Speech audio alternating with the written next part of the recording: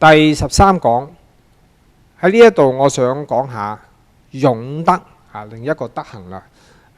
勇德呢係幫助我哋過一種堅毅嘅生活。讓我哋聽下聖經嘅言論啦。希伯來人書10章35至36節，所以你們千萬不要喪失那使你們可得大賞報的勇敢信心。原來你們所需要的就是堅忍，為使你們承行天主的旨意，而獲得那所應許的。冇錯啦，呢度呢，呢一段簡短嘅勸告呢，係保祿宗徒呢對啲早期嘅基督徒團體所講嘅。咁有3樣嘢我想注意一下。第一呢，就係講話你哋千祈咩都可以唔見啊，千祈唔好失去勇氣。佢用咗叫勇敢的信心，千祈唔好失去勇氣嚇。第一樣點解啊？因為第二樣嘢佢話我哋要承行天主嘅旨意啊嘛。咁當然要有勇氣咧，暫時放棄下自己嘅嗰種嘅私益啊，天主嘅旨意。咁第3有咩好處呢？係啦，大賞報係一個許諾嚟嘅，所以要得到呢個許諾啊。咁嗱，勇德呢，佢唔係冇乜方向，佢其實有方向嘅，就係望住天主嘅旨意，同埋望住天主俾我哋將來嘅賞報。所以我哋今日可以堅毅，可以勇敢。我又記得孔子咧講嘅説話，佢話知恥近乎勇。當然間佢比較否面啲，即係負面啲去講啦。知道有啲嘢唔啱嘅咧，咁你就有勇氣唔做啊嘛，係嘛？而家正面去講啦，當我哋知道天主同我哋一齊噃，佢有一條路俾我哋行，有個旨意要實踐喎，咁我哋就有勇氣啦。好啊，由我哋聽下天主教教理啊。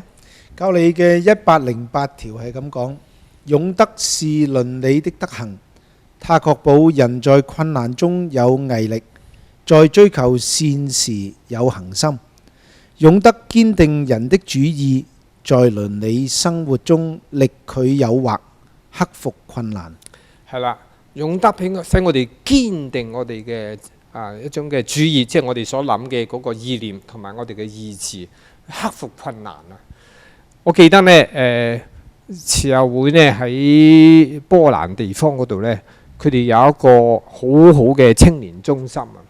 咁但係好可惜喺世界第2次大戰嘅時候呢，納粹黨嘅德軍啊佔領咗。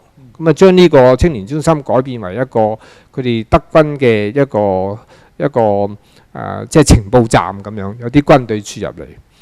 咁當時啲青年人呢，佢哋都好勇敢嘅嚇，大家走埋一齊。雖然間呢唔可以喺中心嗰度見面，咁佢哋有時喺公園啊、樹林啊，咁啊俾德軍懷疑啦。佢哋可能從事間諜工作啊，於是捉咗呢幾個幾個好好嘅青年嚇。咁啊要逼佢哋講究竟你哋同邊啲人來往，係咪做啲咩嚇？咁其實呢，佢哋係真係對德軍呢係非常不滿嘅嚇。咁但係佢哋呢啲都係講緊17歲、20歲嘅青年嚇，佢哋真係非常勇敢啊嚇，絕對呢係唔肯呢去透露任何其他同伴嘅消息啊。結果呢就慘啦，受酷刑啦。咁甚至乎呢，佢哋係要被處死啊嚇！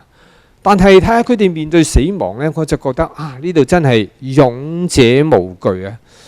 原來最後呢，佢哋嗰一晚佢哋要被判死刑，係晚黑8點半進行，7點9有神父嚟幫佢哋聽告解，即係然之後呢好快咁幫佢哋赦罪啦等佢哋呢良心平安，同埋送聖體俾佢哋嚇。佢哋就係每個人呢可以寫幾句説話俾佢嘅家人，咁但係嗰啲説話寫得真係好啊！係同啲家人講唔使驚，我而家係好開心、好歡躍，因為我好快就會見到耶穌基督，我會見到天主啊！所以你哋唔需要驚懼，唔需要為我難過。我覺得真係呢度呢，你見到勇氣出現啦。好，我哋下一次再講。